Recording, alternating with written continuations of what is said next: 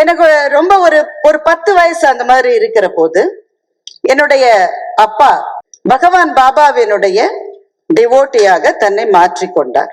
அதற்கு பிறகு எங்கள் குடும்பத்திலே நாங்க புட்டபர்த்திக்கு போய் பகவானை ஒரு தூரத்திலிருந்து தரிசித்து அந்த அனுபவங்கள் எல்லாம் எங்களுக்கு இருந்தது. நானா ஒரு சின்ன குழந்தைன்றதுனால ஒரு பெரிய ஸ்பிரிச்சுவல் எக்ஸ்பீரியன்ஸ்ன்ற மாதிரி அப்ப எதுவும் எனக்கு ஏற்படவில்லை. ஆனா அதற்கு சில காலம் கழித்து எங்களுடைய குடும்ப நண்பர் ஒருத்தர் இருந்தார். அவர் பேர் தாமஸ் ராஜன். அவர் இப்ப இல்ல. அவர் பேர்லயே உங்களுக்கு தெரிஞ்சிருக்கும், கிறிஸ்டியன் ஃபெய்த்தை சேர்ந்தவர். அவர் ரொம்ப ஆழமான ஸ்பிரிச்சுவல் பர்சன்லாம் கிடையாது. அவருக்கு பகவான் பாபாவிடம் இருந்து ஒரு அழைப்பு வந்தது. என்ன காரணம்னா, அவர் ஒரு ஆர்கிடெக்ட். அவர் எங்க வீட்டுக்கு எங்க அப்பா கிட்ட கேட்டாரு, என்ன போய் எதுக்கு கூப்பிடுறாருன்னு தெரியலையே, எனக்கும் அவருக்கும் எந்த விதமான தொடர்பும் இல்லையே. எங்க அப்பா சொன்னார், அவர் கூப்பிட்டா அதுல உன்னுடைய வாழ்க்கையில ஏதோ ஒண்ணு மாற போகுதுன்னு நான் நினைக்கிறேன், போயிட்டு வான்னு எங்க அப்பா சொன்னார். தாமஸ் ராஜன் போய் அவரை சந்தித்து விட்டு வந்தார். சந்திப்பினுடைய நோக்கம் என்னவென்றால், இன்றைக்கு புட்டபர்த்தியில இருக்கிற மல்டி ஸ்பெஷாலிட்டி ஹாஸ்பிட்டல் அப்போது உருவாகவில்லை. அதனுடைய ஆர்கிடெக்டா இருப்பதற்காக தாமஸ் ராஜனை அழைப்பதற்காகத்தான் பகவான் பாபா அந்த சந்திப்பை கேட்டிருந்தார். அந்த சந்திப்பு முடிஞ்சு தாமஸ் ராஜன் எங்க வீட்டுக்கு வந்து அந்த சந்திப்பை பற்றி எங்க அப்பா ஆசையா காத்துட்டு இருக்காரு. என்னப்பா பக்கத்துல இருந்து பாத்தியா, எப்படி இருந்ததுன்னு. அதற்கு அவர் சொன்ன பதில் இத்தனை ஆண்டுகள் கழித்து இன்னும் என் காதிலே இருக்கிறது.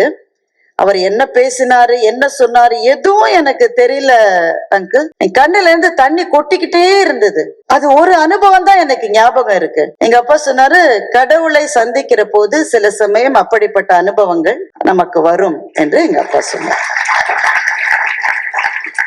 இதற்கு பிறகுதான் அந்த அனுபவத்திலே இருக்கக்கூடிய ஆன்மீக அதிர்வுகளை பற்றி நான் தெரிந்து கொள்ள ஆரம்பித்தேன். பாபா அவர்களுடைய வாழ்க்கையில 3 விஷயங்களை நாம பார்க்கணும். ஒன்று, எல்லாரும் கேள்விப்பட்டிருக்கக்கூடிய அவர் செய்த அந்த லீலா வினோதங்கள், அற்புத செயல்கள். நம்ம எல்லாரும் அதை பற்றி நிறைய கேள்விப்பட்டிருப்போம்.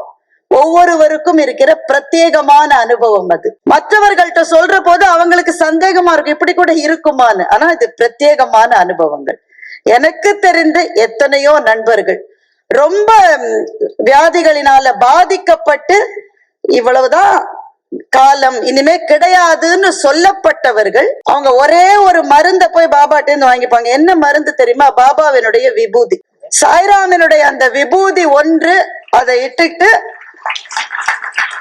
அப்புறம் போய் பார்த்தா அந்த டாக்டர்ஸ் முன்னாடி எடுத்த ரிப்போர்ட்ஸ் எல்லாம் தப்பா, இப்ப இனிமே எடுக்கிற ரிப்போர்ட்டுக்கு அதுக்கு சம்பந்தமே இல்லையே என்று பிரமித்து போன சம்பவங்கள் நிறைய இருக்கிறது.